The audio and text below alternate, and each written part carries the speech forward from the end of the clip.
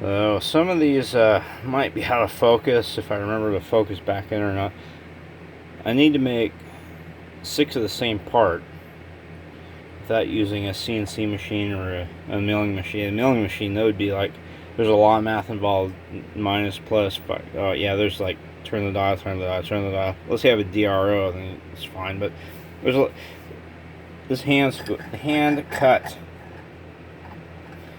So each of these were cut out of a piece of sheet steel with a cut-off wheel, and then ground down roughly on a belt grinder, and then they're roughly filed in. What I need to do now, and what needs to happen now, is they need to be evened up. And to do that, I need to make sure I have a flat surface on this part of them, and it's getting there. But when I did the rough filing on these, I made a line here, this line here. Okay, so that's gonna be my datum line, or my line of reference, or whatever. So those will be all pushed up there, and square them up so they're square there. And you see the line's even, everything else isn't. So I have something to work with here. Simple shit. Simple shit. You don't need to take classes in college to learn this. Although I did download Fusion 360 like the other day, and I'm trying to learn that too. But if you're not learning, what's the point? Okay. Well, I have this line all clamped up straight. I know it doesn't look like it. It's an optical illusion, but it is an optical illusion. It's straight. Just so you know, the top and bottom, or the bottom and top of the file is parallel. The sides aren't. It tapers. Keep that in mind. Now, what I have here is they're closer than they were before. You're gonna be able to see the high spots and the low spots, all the way around. And I need to make them all the same, almost to the master. The master's got some faults to it. We're gonna have to appease that sucker there. But before I get to getting the final contours of these flanges for the project, I need to make this part flat. I used the cutoff disc, so some are curved, some aren't, and I already started on a little bit. And what I'm using is files. I don't have I could make a fixture or something for my milling attachment for my lathe, but if you want something flat and square, you got to use a milling file. Well, this is called a mill. This is called a mill file. It's a second cut.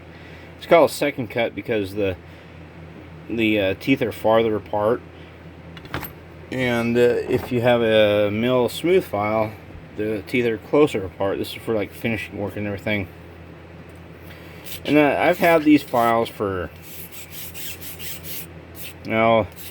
before we knew about Al-Qaeda. Let me put it that way. It was 1997. I went to gunsmithing school. I dropped out because I like beer. And these have been kind of abused. They still work for the most part.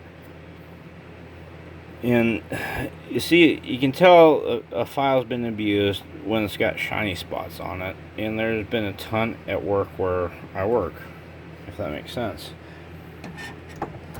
However, Nicholson came out with this file called a Magic Cut, and this one's been abused too. It might have been beer or dropped or something, and I'm ashamed about it because I kind of take care of my files. That's why they're all hanging up, or they're on a board where let me show you. I don't lay them down just like willy-nilly. Oh, it looks like willy-nilly, but they're all hanging up on something. So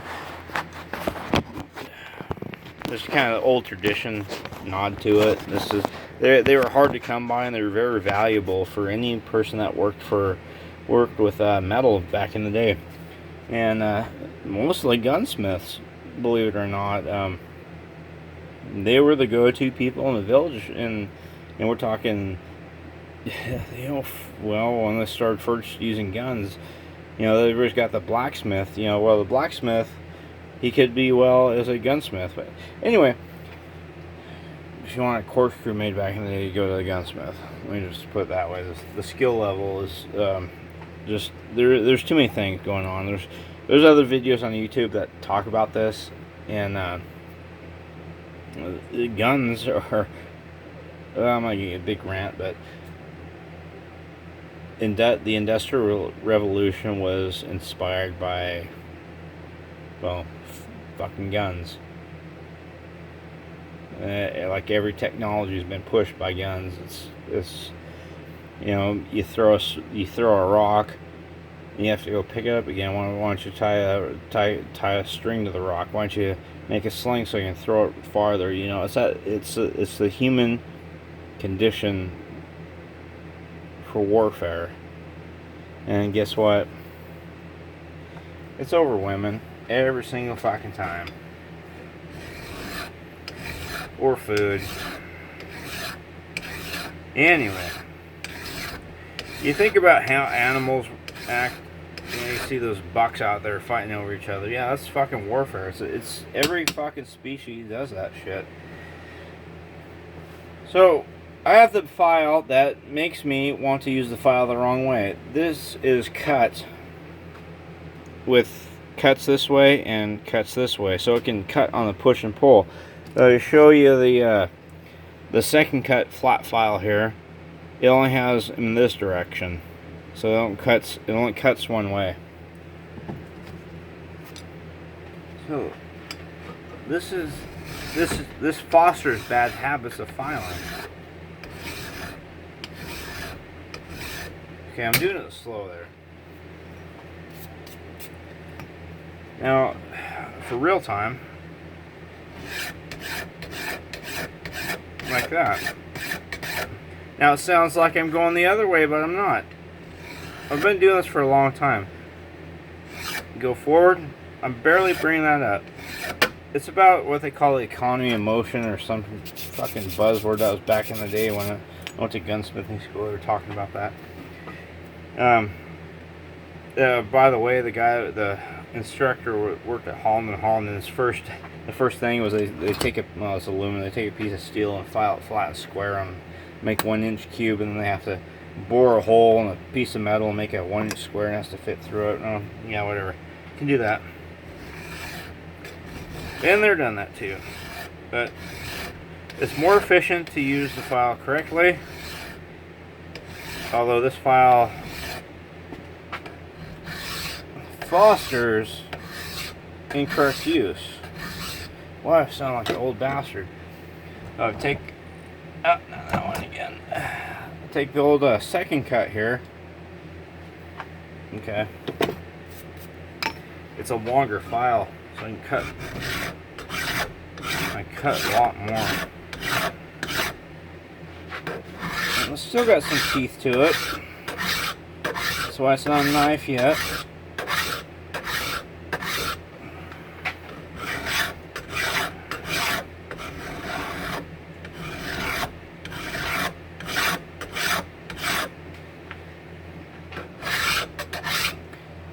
So it's not that fucking hard. It takes practice, but there's gonna be the guy at work that's taking a hardened piece of steel and going like that every single fucking week. Yes, I see it. Why? Because it works? Yeah, it does work.